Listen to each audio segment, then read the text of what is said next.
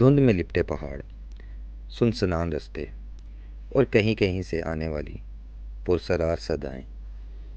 یہ کہانی ہے تین ایسے جوانوں کی جو زندگی کے عام رستوں سے ہٹ کر ایک ایسے سفر پر نکلے جس نے ان کے ایمان، حوصلے اور ہوش سب کے امتحان لیے۔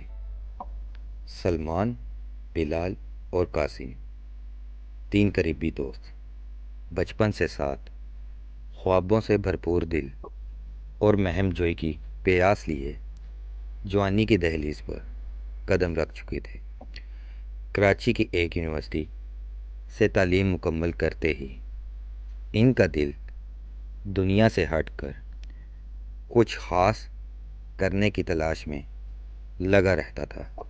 بلال کو پرانی کتابوں سے عشق تھا، جبکہ قاسم کو پر اسرار مقامات کی تصویر اور ویڈیوز بنانے سے۔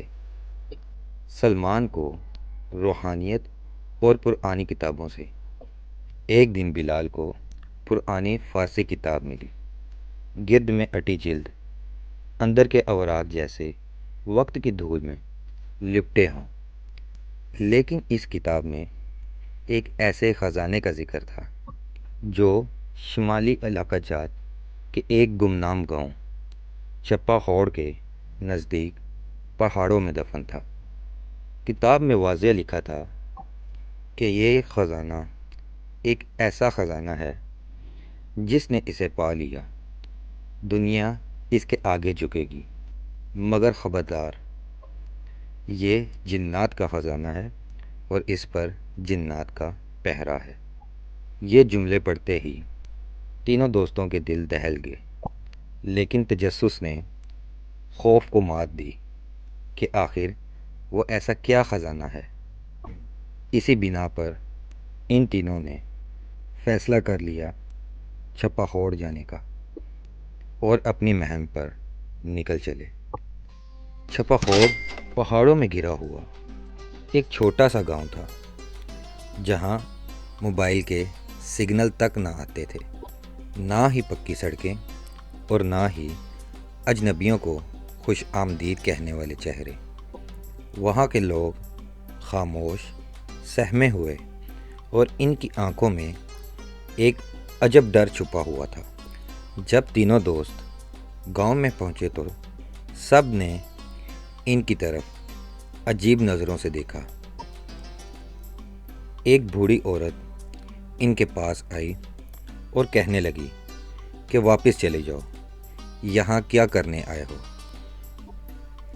تو ایک دوست سلمان نے کہا کہ ہم خزانے کی تلاش میں آئے ہیں۔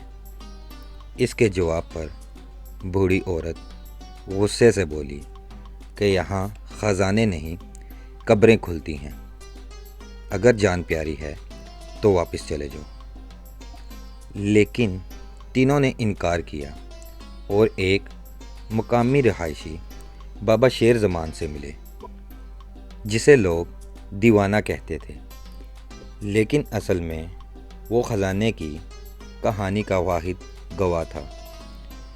بابا نے ان کو کہا کہ خزانے کی راہ پر تم نے قدم رکھ لیا ہے، اب واپسی آسان نہیں۔ جنات تمہیں دیکھ چکے ہیں، ہر قدم پر سائے ہوں گے اور ہر قدم پر آزمائش۔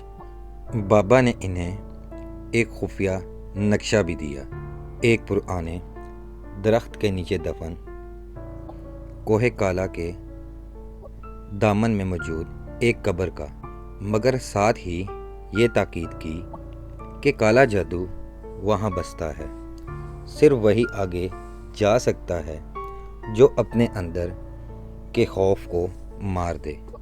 اگلی رات تینوں دوست کوہ کالا کی طرف نکلے۔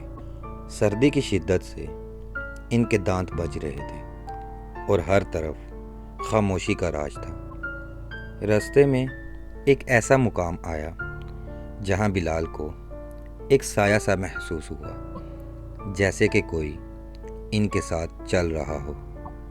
بلال نے یہ بات جب دونوں دوستوں کو بتائی تو قاسم نے اسے جھٹک دیا کہ بس وہم ہوگا، لیکن سلمان نے محسوس کیا کہ درختوں کی شاخیں بلا وجہ ہل رہی تھی، جبکہ اتنی تیز ہوا بھی نہ تھی، اور زمین سے ہلکی ہلکی سرگوشیاں سنائی دے رہی تھی۔ وہ آگے بڑھتے رہے کہ اچانک ایک جگہ ان کا سامنا ایک عجیب الخلقت انسان نما مخلوق سے ہوا، جس کے لمبے بال، انگاروں جیسی آنکھیں اور زمین سے ابھرتا ہوا کالا دھواں۔ وہ بولا، تم یہاں کیوں آئے ہو؟ یہ جگہ ہماری ہے، واپس جاؤ، ورنہ تم بھی ان میں شامل ہو جاؤ گے جن کے جسم مٹی میں اور روحیں اندھیروں میں قید ہیں۔ یہ پہلا اشارہ تھا کہ وہ صرف خزانے کی تلاش میں نہیں، بلکہ کسی ایسی دنیا کے دروازے پر پہنچ چکے ہیں جہاں انسانی عقل کام نہیں کرتی۔ بابا شیر زمان نے بتایا تھا کہ کوہ کالا کے دامن میں ایک پرانا دائرہ موجود ہے جہاں کالا جادو اب بھی زندہ ہے۔ اسے کالے علم کا دائرہ کہا جاتا تھا۔ جب تینوں اس مقام پر پہنچے تو وہاں کی مٹی سیاہ تھی اور ہر طرف سے گھاس جلی ہوئی تھی۔ ان کے درمیان میں ایک بڑا سا شگاف زمین میں کھلتا تھا۔ سلمان نے ساتھ ہی دعائیں پڑھنا شروع کر دی۔ بلال نے قرآنی نسخہ نکالا، مگر جیسے ہی قاسم نے قدم آگے رکھا، اس کا پورا جسم جھٹکا کھا کر پیچھے جا گرا اور وہ چیخا کہ کسی نے میرے اندر داخل ہونے کی کوشش کی ہے۔ دونوں دوستوں نے اسے جلدی سے اٹھایا۔ دراصل یہ کالا جادو تھا جو اندر گھس کر انسان کو اپنا غلام بناتا ہے۔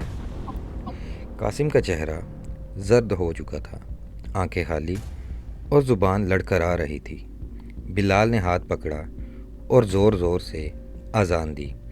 قاسم کی حالت بہتر ہونے لگی، لیکن اب فیصلہ کرنا تھا، واپس لوٹ جائیں یا خزانے تک پہنچنے کا خطرناک رستہ جاری رکھیں۔ سلمان نے کہا، ہم نے جو کچھ دیکھا وہ صرف شروعات ہے، خزانہ صرف سونا یا علم نہیں، شاید ہماری قسمت اس میں بندھی ہے۔ میں واپس نہیں جاؤں گا۔ اور یوں وہ تینوں دوست آگے بڑھ گئے۔